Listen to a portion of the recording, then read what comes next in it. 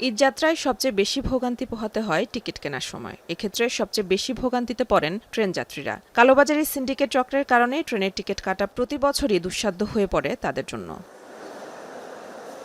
ঈদযাত্রা কেন্দ্র করে ট্রেনের টিকিট বিক্রিতে যাত্রী হয়রানি ও কালোবাজারির অভিযোগে দেশের ৮টি বড় রেল স্টেশনে অভিযান শুরু করেছে দুর্নীতি দমন কমিশন। সকাল থেকে দিনভর টিকিট কালোবাজারিদের ধরতে ঢাকায় কমলাপুর রেল স্টেশনে অভিযান কার্যক্রম পরিচালনা করে তারা। তবে টিকিট কালোবাজারিরা এতটাই সতর্ক যে কোনোভাবেই তাদের শনাক্ত করা যায়নি। তবে রেলওয়ের ভেতরে সেবার মানে বেশ কিছু অসঙ্গতি পেয়েছে বলে জানায় দুদক। যাত্রীদের যে বিশ্রামাগার আছে সেইখানে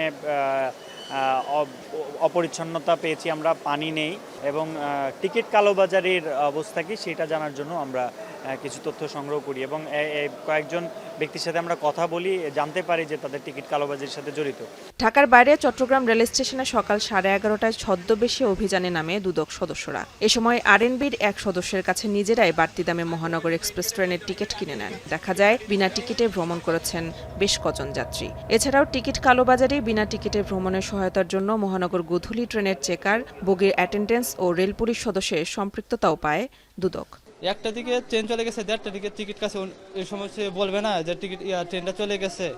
সব যোগ সাজেশে আমরা দেখেছি যে টিকিট অনেক সময় বিনা টিকিটে অনেক সময় যাত্রীদেরকে ওঠানো হচ্ছে, তাদের থেকে টাকা নেওয়া হচ্ছে।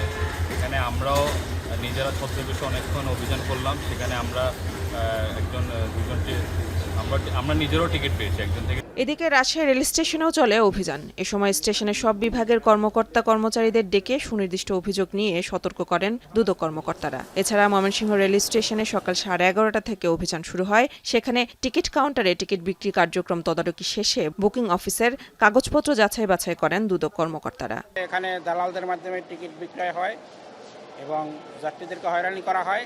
বিনা টিকিটে ভ্রমণকারী যাত্রীদের কাছ থেকে টিকিট না দিয়ে টাকা সংগ্রহ করে নিজের কাছে রেখে দেওয়া হয়। জিল্লুর রহমান নামে একজন এজেন্ট আছে এবং তার বিরুদ্ধে যে অভিযোগ সেটা হলো যে সে গ্রাহকদের সঙ্গে খুব খারাপ আচরণ করে। এটা আমরা এবং অনেক সময় গ্রাহকের কাছ থেকে অতিরিক্ত টাকা আদায় করে। অভিযানে প্রাপ্ত তথ্য কমিশনে জমা দিয়ে পরবর্তী ব্যবস্থা গ্রহণ করা হবে বলে জানায় দুদক। ঈদযাত্রা নির্বিঘ্ন করতে এমন অভিযান চলমান থাকবে বলেও জানানো হয়। মেহেরিন অ্যানি, এখন ঢাকা।